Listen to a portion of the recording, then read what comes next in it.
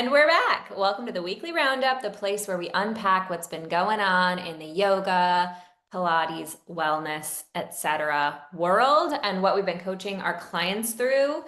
I'm Bridget. I'm here with my fellow coaches, Carol, Shannon, and Terry, and we've got all sorts of bones to pick today. We've been yapping for the last half hour, so hopefully we remember all our good points. And where do I want to start? I feel like maybe, go with me here. Let's start with just a little pep talk from Coach Terry about overthinking, analysis paralysis This is true. by Yes. nation. Take it away. Take it away. Analysis by paralysis. Yes. That is one, I think sometimes, and I know I was guilty of this, is we overthink things. And we throw up all these obstacles that I have to do this, and this before I can do that. And it's like, or if I do this, I've got to change this, and this. And this particularly is about, came up in a couple of clients, is pricing updates. And I'm not going to say changes, but updates, optimizing your pricing is got it nailed down a couple of months ago and still nothing's happened because, well, what if I do this and how am I going to set it up in the software? And what about this? And what about that? It's just like, just even as simple, like I said, okay, let's start with changing the drop-in. The drop-in is the drop-in. You don't have to do anything with that. There's no flyer out there with a drop. There's nothing out there other than you just go into your software, update it, and change it on the website. Right. And I think it comes down to something when you're working on a bigger project like that, is to break it down into manageable pieces. And we actually have a checklist of like, okay, if you're changing your pricing or whatever you're doing, here are the things you need to check, right? Do this, do this, do this. So, and then sometimes I just think we're overthinking it and I think just like Nike, just do it. Just do it. And one of my other favorite phrases is done is better than perfect. Done is better than perfect. And if you're struggling, if you're listening, it's like, just start with one thing. And I always go back to, get you in a second, Bridget, is there's a book it's been out, I think it's probably like at least 30 years now. It's by Brian Tracy. He's someone I followed for years in sales, called Swallow the Frog. And I've talked about this before, right? And sometimes we think overthinking, the procrastination, the one thing, and in his book, it's a very little book. I'm sure you can still find it, called Swallow the Frog. It's if there's something you need to do and you're not really wanting to do it, it's like you're procrastinating about it. Because here's the thing, you can probably find 50 other things that can be done. And then at the end of the day, oh, I didn't get that today. I'll have to do that tomorrow. And then tomorrow becomes next week, and next week becomes whatever it is. And he maintains is like, when you get that one thing you don't want to get done first thing in the morning. Typically it's something along the line, if I need to do some type of disciplinary action. Oh, I just remembered what I wanted to talk about, and I just wrote it down. Senior moment, is like sending a difficult email or having a difficult conversation or doing something that, do it first, and then it gets it out of the way. Swallow the frog, and then you'll be amazed at how the rest of the day can go. Bridget. Yes, I love the swallow the frog thing. I use that in my life after a lifetime of leaving the scariest, hardest thing till the very end. But now I really think of it as like almost a hack to do the hard thing first, because and this is definitely, I definitely have shared this, but this is one of my more like woo-woo manifesty things. But I really think that when you do something you do not want to do, but you know is the right thing, that on the other side of that, you get it like extremely magnetic. So you get like a reward the right afterwards and you can track it. It's crazy. So I'm a big fan of that. But I was going to say, as like I said, a chronic procrastinator, and I won't say I don't still procrastinate. I'm still totally a procrastinator.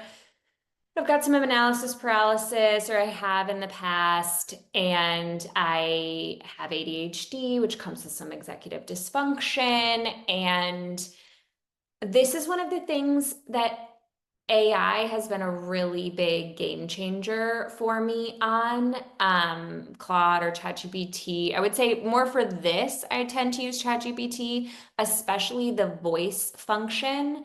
So when I am up against a really big project, which I'm still a yoga studio owner, I'm up against a really big project all the time. Like there's always something new that I want to do or change or start or create and or something I have to do. And one of the my favorite things to do is like I'm not committing to doing anything today even, but I'm just going to brain dump into ChatGPT everything I can think of about this. I'd like to do it on a walk too. So like that's when my mind works the best and like everything just flows. So I'll go on a walk, I'll start with like a little podcast and then I just brain dump everything. I did so much work on when I revamped my yoga teacher training this year, redid our manual and a bunch of stuff. And I did so much of that work literally just brain dumping into ChatGPT on my walks. So whatever it is, say it's a price change, be like, hey, I'm having a little analysis paralysis right now. Here's everything I think I need to do for this, price change or whatever.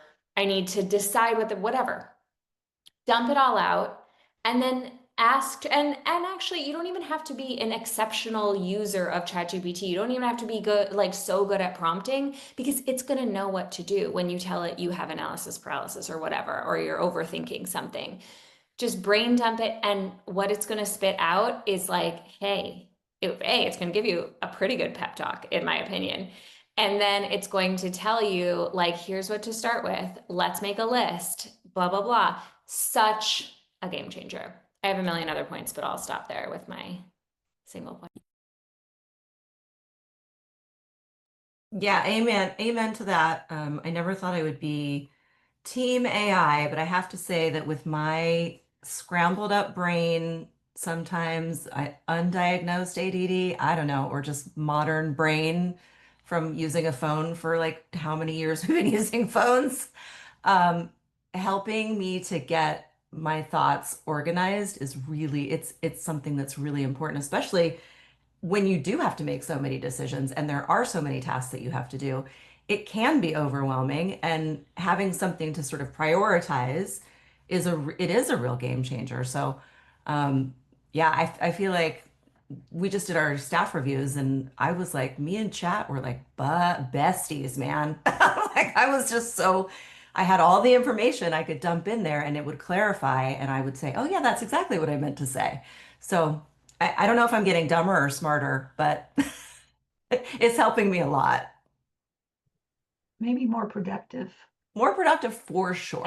I mean, because if you think back, the way I kind of look at chat, and I was like, ugh, it's very similar. And I do feel there needs to be parameters. We won't go around rabbit holes on AI. There's plenty of places we can go with that.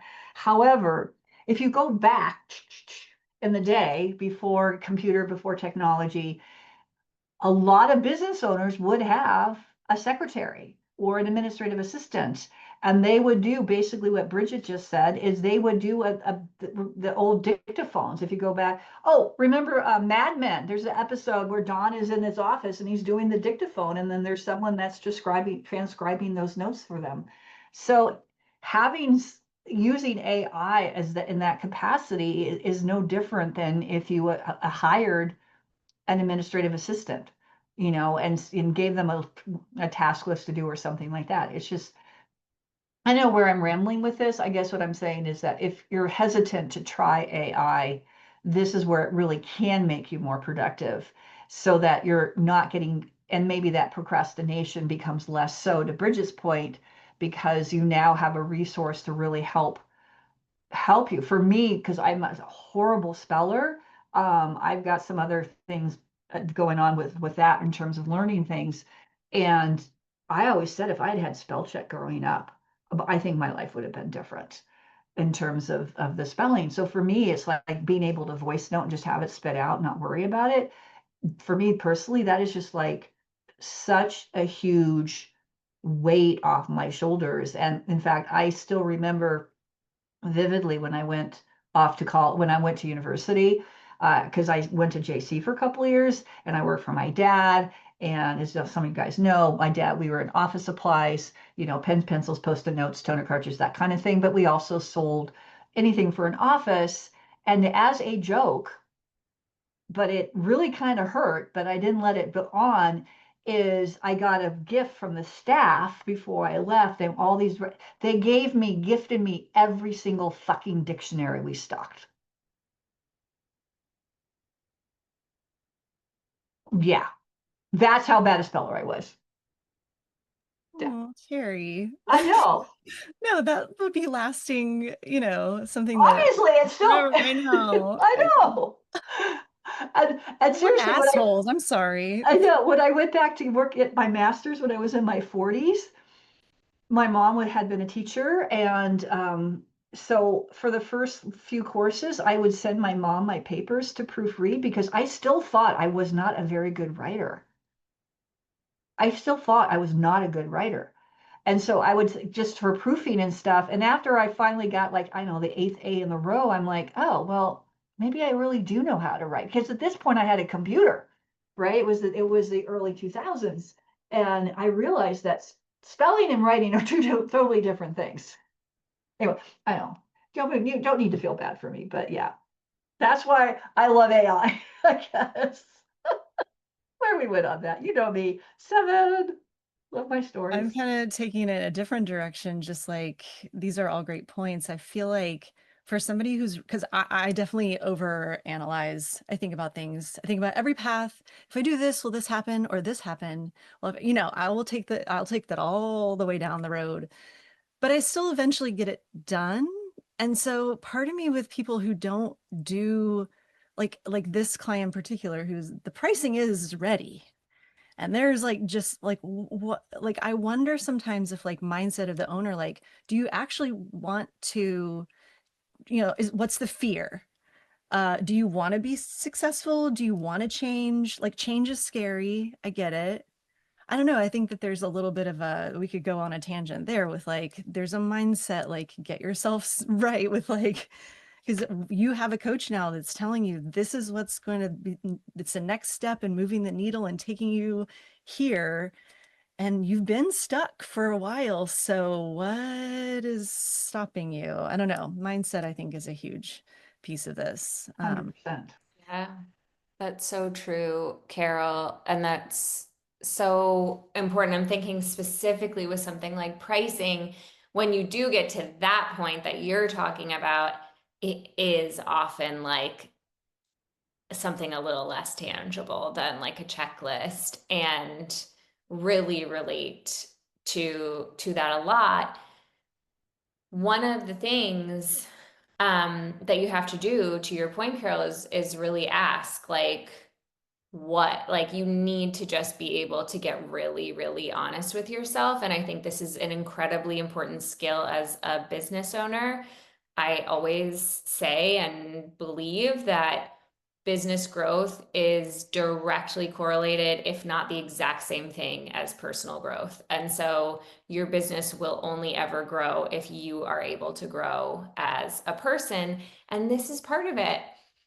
I when I have had a lot of drama around money and pricing in my life. And one of the things I really had to do was get serious about like, why do I not think my yoga studio is worth this? Why do I not think what I'm providing is worth this? And honestly, when I dug in, it actually was a little scary, which is probably why my brain was protecting me from it. But the only way I was ever going to get to the other side of that is to admit what was really going on. And part of what was going on was I actually was a little, I wasn't quite yet really proud of the business that I had. And I had a lot of work to do. And I'm not saying that's what's going on with everybody who has a block about pricing. Sometimes you can have, I have plenty of clients who have like an amazing product and like this great studio and should feel really proud of it, and still aren't able to increase their pricing in my case. And but they have to do the same process that I'm talking about, which is really be scary honest with what is holding you back, and then you've got to do something about it. And that is probably what your brain is protecting you from, is the hard thing that you have to do. But just like the swallowing the frog, I really believe on the other side of that is just huge reward, huge growth, massive magnetism. This is also bringing up for me like the flip side clients who just like are like, I decided to launch a teacher training. We're doing 7 workshops this month, and like not even thinking like, oh my God, this is so much work. And have you thought through all of the things that come along with the, million ideas that you just like spewed off to me? So I don't know. It's funny how, again, mindset and personalities, and it just can really, I don't know, a coach can help you either way. Yeah, 100%. And Carol, I think you just helped us segue into our next topic. Do I know what it is? Yes, yes, because you're the one that suggested it before when you said 7 workshops of YTT. Yeah, well, okay. So I've been working with my clients right now. I mean, it is mid-August at this point, a little past, and we've been talking about what's your Q4 plan. Yep. Like, because you don't have to have all the details figured out, but you should at this point have the flow of events, the idea of like the dates for things, and hopefully some of the pieces starting to fall in place, who's going to do what, so that you're not, like Shannon said this early, like chasing her own tail to like, oh shit, this is happening next week and I haven't done the thing. So I think that's where burnout happens a lot of times, is there's, oh, we planned this event, but we didn't really plan it. We just sort of came up with it 2 weeks ago, and now we've got to execute. And I'm burnt out because I didn't give myself plenty of time and opportunity to plan it. So that's what we've been working on now. So events, marketing events, planning the calendar. One of the things I'll just spin off into as well is, we've talked about this before, but your events usually they fall into different categories. There's 4 categories that we talk about. One is an attract. So you're getting new people in the door. The next thing is to sell. Then you want to wow those clients, and then you want to have some sort of referral program. So if you can, in an ideal situation, the events flow in that order. It doesn't always go that way, but if you can categorize them, then you also know that you're not asking your people to participate with you in the same way over and over and over again. Like it's really hard to do a sell, sell, sell, sell, sell event. Like you don't want to have 5 in a row, right? So just sort of thinking in those terms. I'll hand it off to Shannon. What's up? Yeah, I mean, I definitely have, from, the active studio owner perspective, I've got everything sort of, the general idea of things. And what you were saying about the sort of flow of the events, we've been having a lot of success with private events lately. Interestingly enough, like we have such demand for our classes that they're sold out and waitlisted all the time. And so sometimes our clients are like, I just want to buy a spot on your schedule and I want to, have my own class, which brings in a ton of new people. And then our job obviously is to convert them to our goal offer, which we've done in an incredible way. Thank you, Terry, Carol, and Josh, for coming to my studio and training my people. And we have that ongoing. But it's pretty amazing that you can attract new people, because I'm always a little worried about that because we do have a capacity issue. And I think this is like a cool new way that we're doing it. There's also so many fun things you can do. Like the holidays are so fun. Like there's Halloween, you can do so many fun things. We overdo it Halloween every single year. We're like, we're doing a glow class and we're doing a this and we're we're just like all over the place. But it's so much fun. And then, some sort of engaging challenge between Thanksgiving and Christmas, turkey to tree.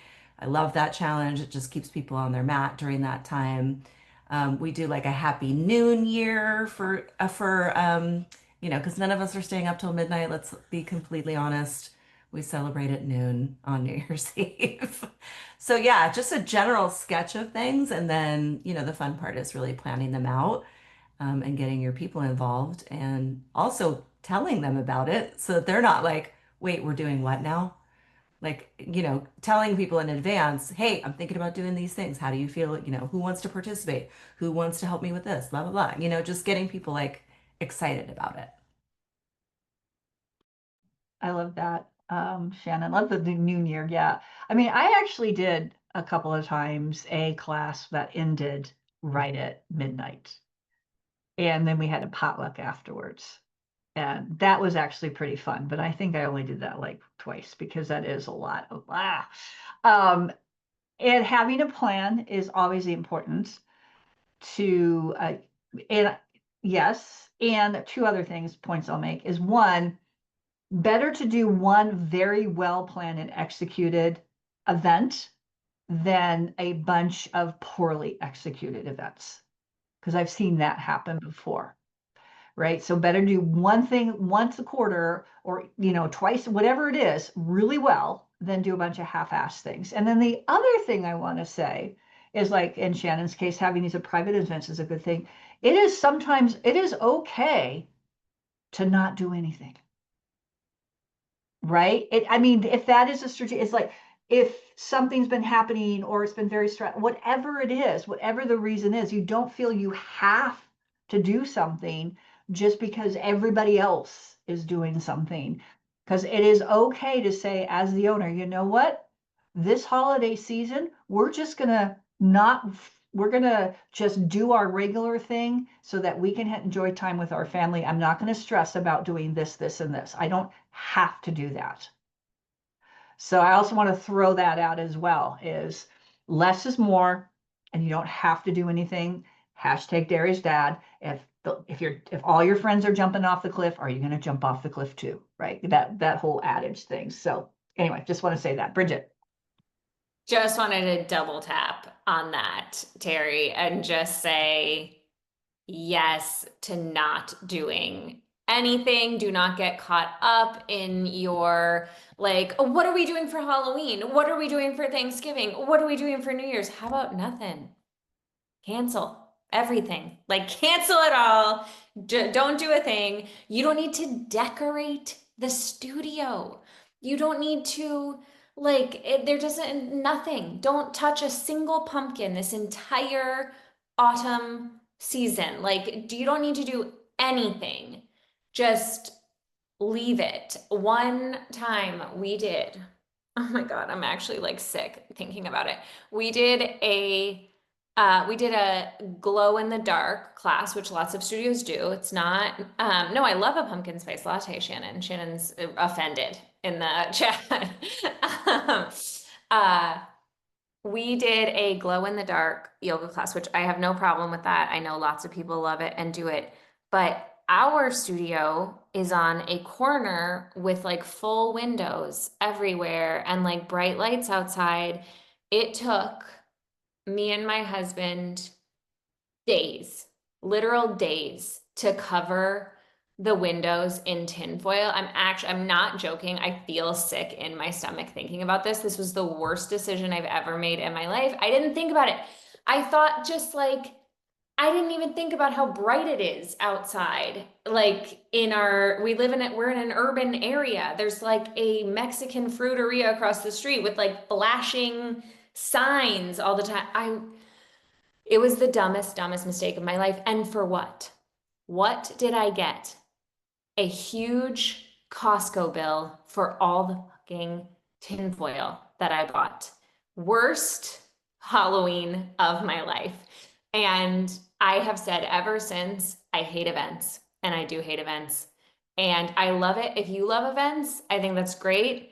We still do events from time to time because whatever, other people like them, but we do so many less. And I never do an event that, and this might sound selfish, but unless me and my studio can get something out of it, like if this moves the needle for us financially, then we can do it. I'm open to it, but everything else, no, thank you.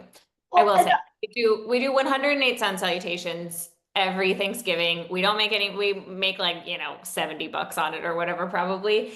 There is one event we do for just the fun and the goodness of it, but everything else. And and there's nothing wrong with that. I mean, that if that's what you want to do, lean into it. The other thing when you said about decorate, I have a friend that had a studio, and her take on it was she wanted to be the stress-free zone. Right? Because you think about maybe, I mean, I know Halloween's just gotten over the top, but like during the holidays, that also can be a really triggering time for people as well, right? There's a lot of studies that death by suicide goes up and depression and all that kind of stuff, and holidays can exacerbate that. So her whole take was, we want to be the neutral zone. We want to be the stress-free, get out of the holiday hubbub. And so intentionally, no decorations, no Christmas, whatever it is, we're just business as usual because life is stressful enough. We don't need to contribute to that. So I always thought I admired her for that. On the other hand, I love to decorate my studio, so I did. You should have seen when I did St. Patty's Day. It was super fun. Um, but that was I like to do that. So anyway, but events, yes. The other thing, I also did this too, is think about unusual holidays. Everybody does something, Halloween, Thanksgiving, Christmas, but what about Groundhog Day? What about National Watermelon Day? What about Bastille Day? Right? So if you want to do some fun things and you don't want to be like in that, oh, everybody does this, this, and this, do something unusual. I think at one time when we did our marketing series a while back, I had a list of wacky holidays. If you go out and Google it, put wacky, there's a holiday for like, there's National Pizza Day, there's National Ice Cream Day, there's this, there's that. You can do some fun things. If you want to do a fun kind of not out of the box kind of fun thing, you can do something like that as well. Right? So, Carol. I think Bridget hit the nail on the head for me whenever my mindset changed when it was like, what am I doing this for? Like there needs to be a reason, not just because, oh, it's really cute to decorate and do this thing, and we're gonna have green juice for everyone on St. Patrick's Day. But why? Is that a member appreciation type of event? Are you getting more people in the door? Are you making money? Like, you know, like there are certain events that I'm like, this doesn't even make sense in my type of business. So why would I put the time, energy, effort, and money sometimes behind it if it's not going to have some kind of result? And I know that might sound a little bit harsh, but it is a business. And so, yeah, I think that's where I had a huge shift whenever I was like, no, we're not, it made decisions easier to say like this is something we want to put energy behind, and like versus no, that's not going to do anything for us or our students, our community. And so we don't need to, this is again, burnout happens because it's like you say yes to everything when there isn't really a rhyme or reason behind it. So Bridget just brought that up for me.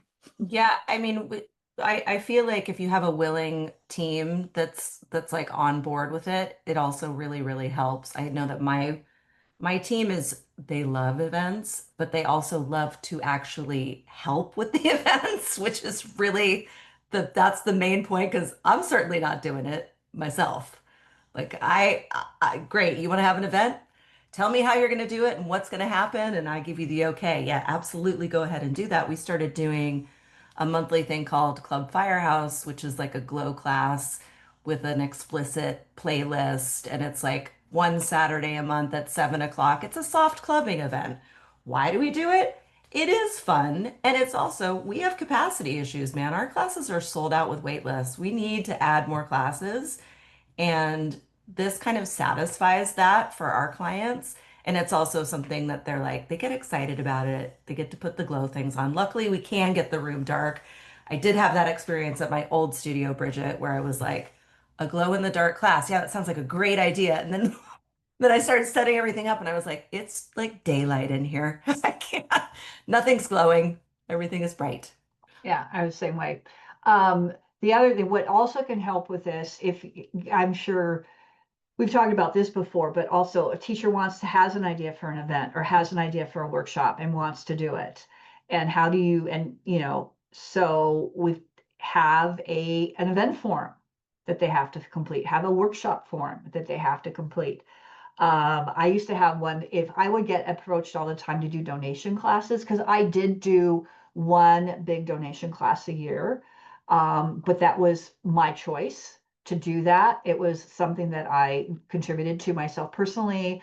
And I had someone in my family succumb to AIDS early on in the AIDS epidemic. So I did a big thing around Boston always had AIDS walk every year. So I did that.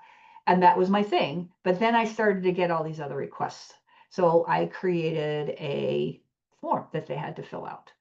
And let me tell you, most of them never completed it, right? Because I asked very specific information. So that if you are getting inundated, that one way to make those decisions too. It's like, like Carol's point, what are we going to get out of it?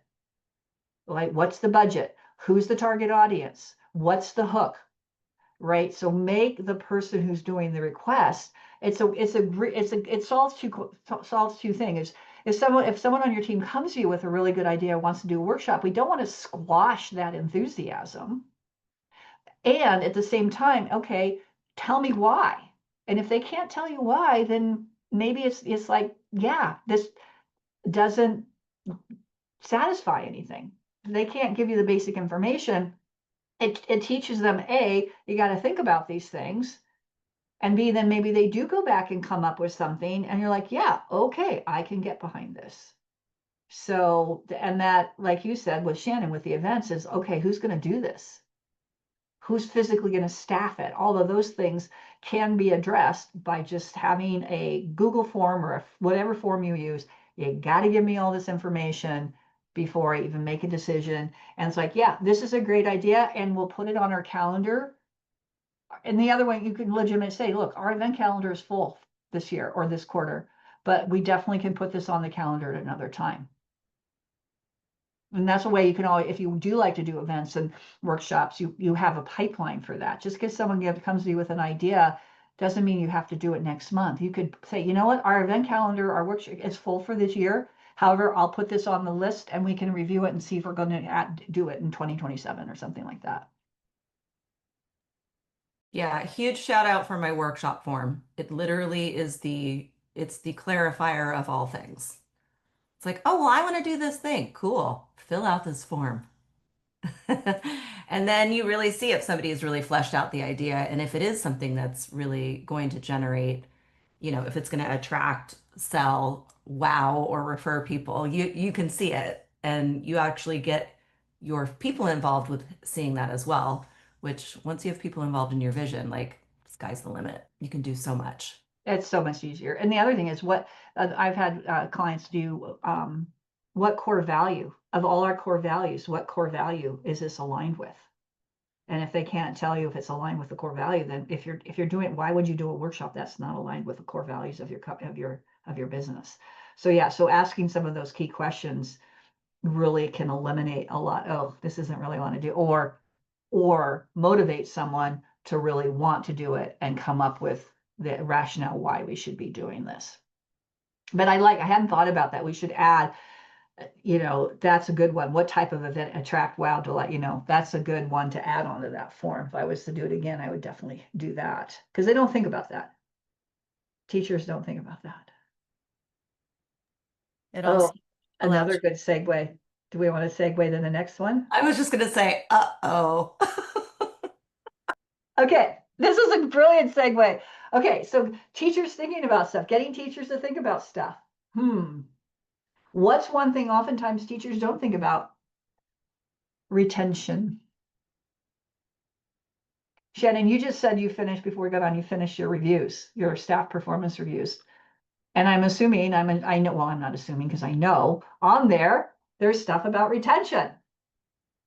Yeah, we are all of the data that we pull from our software, we share with the teachers so that they're aware of the fact that these are the things that this is what we're tracking and how we can, see if your first visit experience is top notch, or if you're kind of you need a little bit of work there, the numbers really back it up. So yeah, again, put it all into chat, mix it up in a salad, and then I have my script to talk to my teachers about it.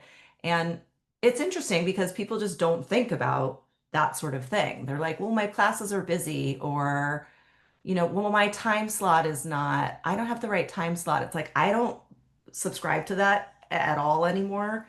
I could put Inferno Hot Pilates on my schedule at like 6 in the morning or midnight, and people are still going to show up if the teacher is teaching it the correct way. So, yeah, a little mixture of things there, but the data and also just that class experience thing plays a big part of that as well. So, yeah, we've been talking about that a lot with our teachers, and everybody's starting to kind of get on board now. It definitely at first there was a lot of resistance, and I know we talked about that before we popped on. That resistance is sort of like the initial reaction is like, but why are we doing this, and why do we have to do this, and what's you know and you, as long as you can give them the answer and it's a good answer, they're like, oh, okay, all right, that makes sense. So those are the conversations we've been having at the studio with our teachers for reviews, and it's actually been kind of fun, I say. Um, I split up my reviews with my manager in training, and she said to me yesterday, "This is actually kind of fun." And I was like, "Yeah, it is kind of fun." So, what would you do in the scenario if you lived in California and your business is there and your teachers are independent contractors and not employees? How would you solve that problem? How would you I teachers? Okay, I am married to a lawyer who specializes in employment law, and that would never happen. So fair there's enough. that.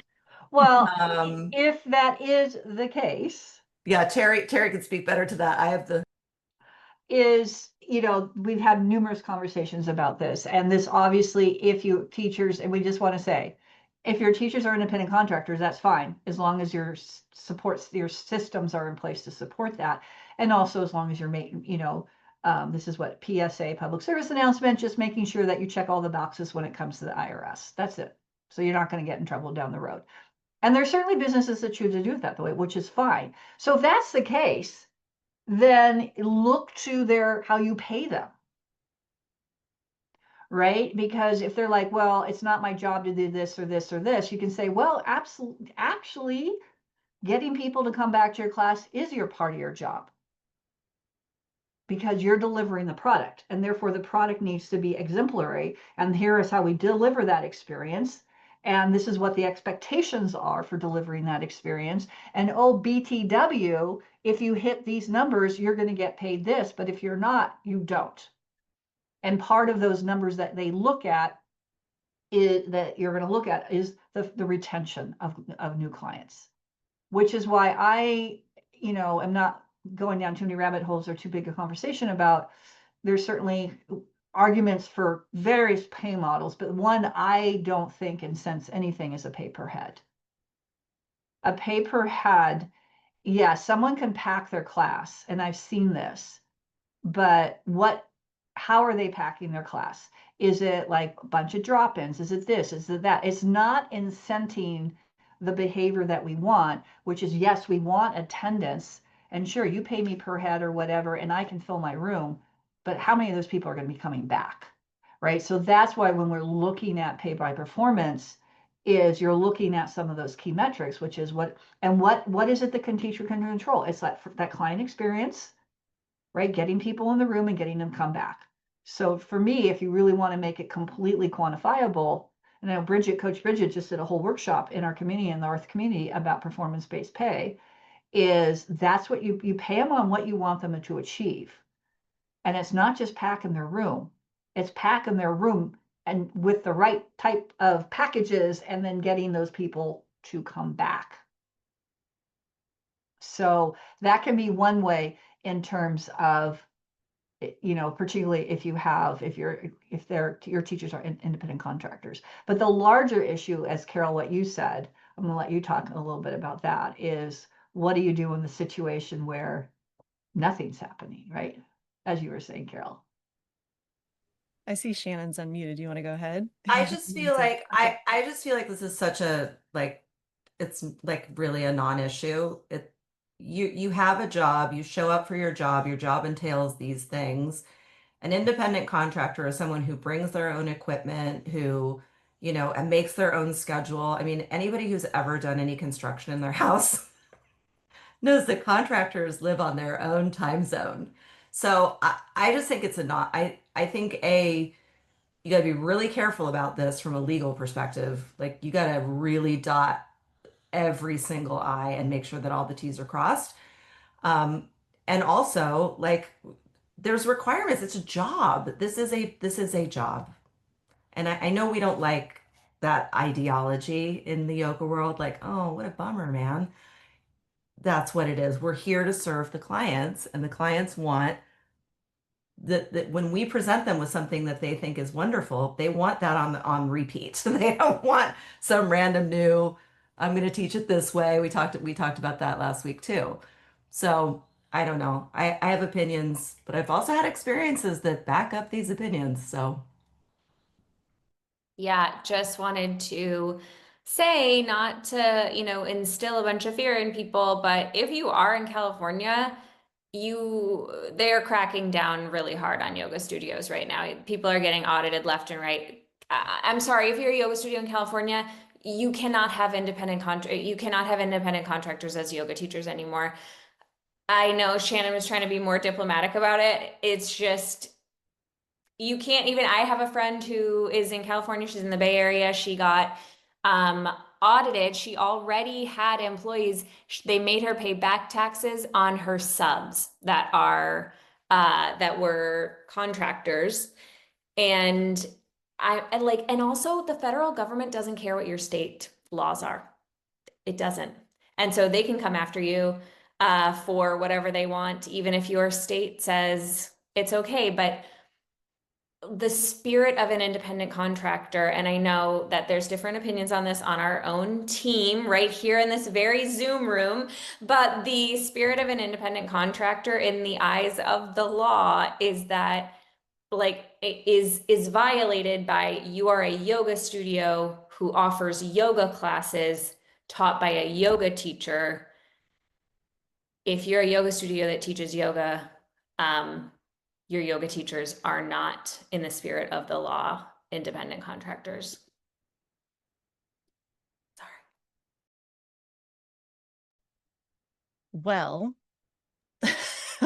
well said. First of all, I'm also very triggered by Shannon being like the house construction because I have a half finished bathroom right now because the Tyler is off on his vacation, so I'm not bitter. Yeah, so I think this is practically speaking, because then there becomes a little bit of like chicken and egg. Like I need to make more money because now I'm going to change people to employees, which will increase your payroll 8 to 10%, I think is sort of more than that. It's even more. Terry's telling me 12. Okay. It depends. It does definitely depend upon the state you're in, but it used to be 8 to 10, but now it can be higher. It can be closer to like 12 to 15.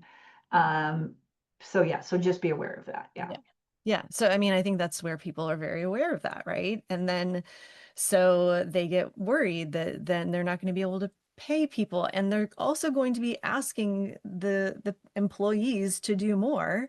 So then it's a whole mindset shift for them too, because like, wait, what? I have to get here how much earlier and do all these different things. So it is like, if you are a new business, this is a no-brainer. Like, please get this mindset first before you even open the doors with your team, because it's so much harder to make this change later.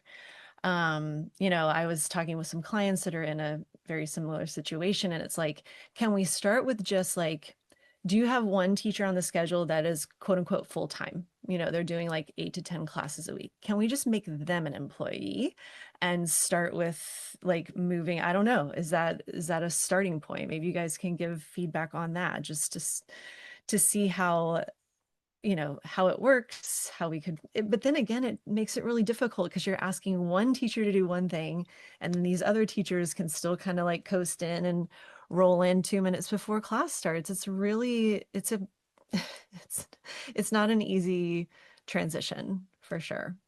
Well, I mean, the big guy got in a lot of trouble. The big national yoga chain that shall not be named, got in a lot of trouble for this. And that's what set the precedent in our state.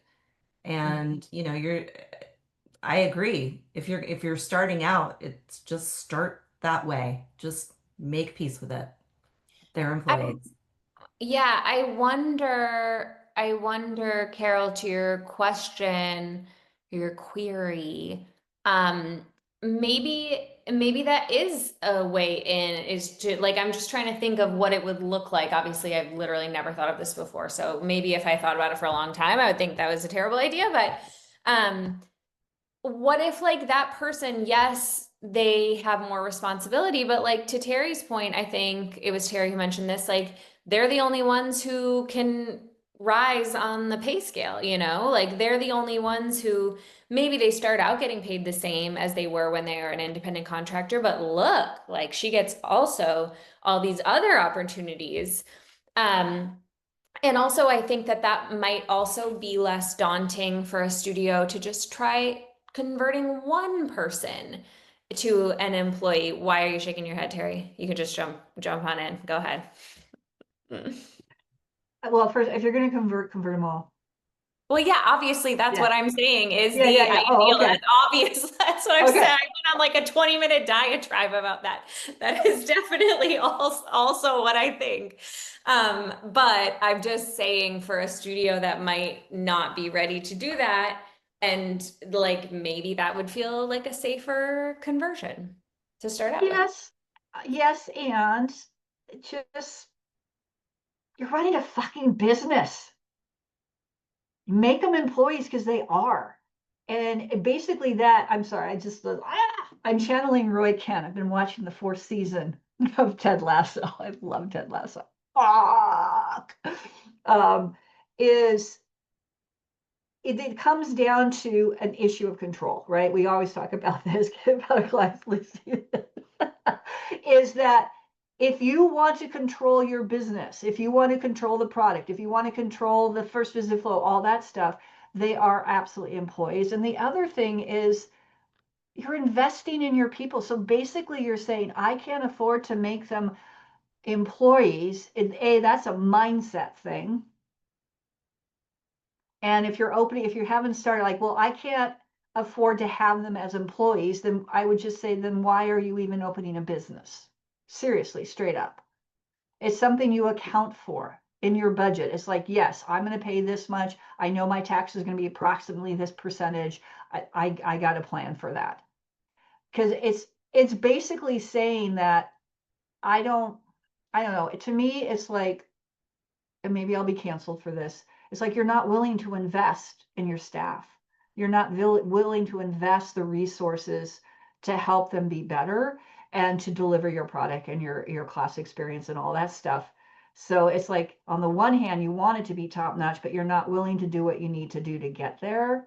It's kind of a little incongruent. It's a little incongruent. It's also such a validation, I think, of the profession. Like if Yeah. you're paying into their social security and you're contributing to their unemployment insurance and you're doing all of these things, like you're legitimizing their job as an actual job instead of just like they just teach yoga. Like I don't know why that's acceptable as an opinion or as like a standard in our industry. It's like, oh, well, they just teach it. It's like, yeah, that's a job. And it's not They just show yoga. I up, mean, they do the thing, they get paid. We support them in their outside life and their work-life balance, all the things. Like it's putting your money where your mouth is, I think. yeah, 100%. And it's not just yoga. You see it in like other fitness class. A lot of fitness instructors are paid as independent contractors still, I think. So yeah, it's just, Or even under the table or still. even, yeah. Don't even get me started. Oh Don't my even get me goodness. started on that one. Yeah. Oh my. Yeah, I mean, I've had clients say, yeah, their teachers like, I don't want to be, but you got to, like when they've switched over to employee status because they know they need to do it, and teachers are like, sorry, I don't want to do that. And it's like, sorry, it's not your decision. You're classified as an employee. And, I did have one client who's the teacher and was like, okay, then fine. I'm sorry you can't teach here anymore. Because if you're going to teach here, I have to make you an employee. And they didn't want it. And that's fine. There was some reason why they didn't want to have employee status. And yeah. And I can tell you, I knew a lot of young teachers when I first started teaching that when that were still employments, independent contractor status. And when the studio filed a 1099, and then they were like, what do you mean I have to pay these taxes myself? And some of them owed like a lot of money because they never realized, oh, I should be reporting my taxes. I should be filing estimates. I should be doing this, blah, blah, blah, blah. We were talking about teachers that taught more than a couple classes a week. But anyway, I know, don't get me, I'm already started. I'm revved up. Hashtag Terry's dad. Their This employees. is a very lightning rod subject for this particular group. I don't know.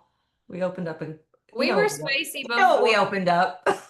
I feel like we started off this roundup like intense even before we got on. Everybody had something crazy to complain about, to talk Well, about. I met with a potential client when we were at the Yoga Expo in California. This was a couple of years ago. And she straight up knew that they were supposed to be employees, but like, I think I'm just going to make them independent contractors because it's going to be cheaper. And I mean, I just couldn't help myself. So basically, that this is wrong and you're still going to do it. What does that say? And she hadn't thought of it I like, it's you're knowingly committing fraud is really what it boils down to. And she's like, I hadn't thought of it that way. I said, well, that's really, they should be employees and you're choosing to make them independent contractors and just hoping you don't get caught. I wouldn't want to take that risk. She made them employees. But anyway. A key business code of ethics and or like principle, I think, is CYA, cover your ass. So something to think about. Audits are so painful. And if you're already on the edge of survival, of whatever, and this is all the things you cover, that like, oh my God, my unemployment insurance went up like triple this year. I just found out. I'm so upset about it. And if I can't find that money, I certainly can't find the money to deal with a lawsuit because I didn't have that unemployment insurance or workers' comp, not unemployment, workers' comp, sorry. I certainly can't afford that. So, yeah, this is like, you just don't want to be walking around. Also, the anxiety of walking around without coverage like that, the anxiety of feeling like you're gonna get an audit dropped on you. And I will say, so annoying that the IRS goes after small businesses like ours when they could easily go out. There's tons of fraud happening in big bad corporations that actually could afford an audit, but that's why they do it, because it's quick and easy money for them. It's easy to audit a yoga studio. It's easy to find issues. So CYA, as Coach Carol says. Okay, why the hell not? Let's wrap this up. That is a wrap on this week's episode of the Weekly Roundup. Tune in every Friday and make sure you subscribe to the show on Spotify, iTunes, YouTube. I don't think it's called iTunes anymore, or wherever you're listening from. See you next week.